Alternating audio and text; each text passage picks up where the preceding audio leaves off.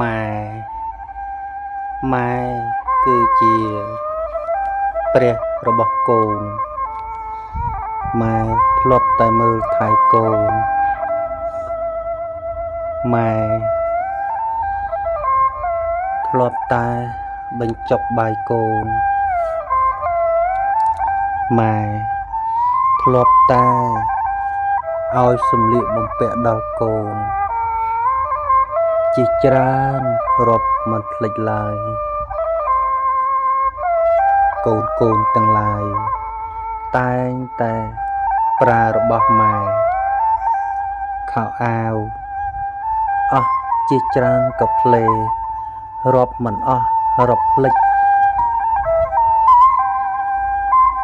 ម៉ែធ្លាប់បញ្ចុកបាយកូនឡើងជាច្រើនម៉ែកូនទាំងឡាយហូបបាយម៉ែអស់ជាច្រើនចានជាច្រើនខែជាច្រើនឆ្នាំពេលនេះហើយកូនទាំងឡាយតែងតែធ្វើបាយចានរបស់ម៉ែធ្វើបាក់លឹបព្រីរបស់ម៉ែធ្វើបាក់វែករបស់ម៉ែតើកូនទាំងឡាយ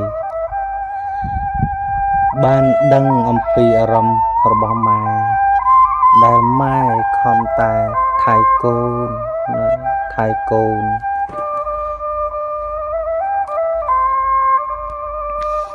ចង់ឲ្យកូនមានសេចក្តីសុខឲ្យកូនបានធំរស់មានសេចក្តីល្អនោះទេតើកូនដឹងទេកូនទាំងឡាយកូនដេកកតេលម៉ែនោមដាក់កតេលម៉ែឡើងឆ្អេះឡើងផុយរលួយអស់ប៉ុន្មានទៅហើយគួរតែកូនទាំងឡាយ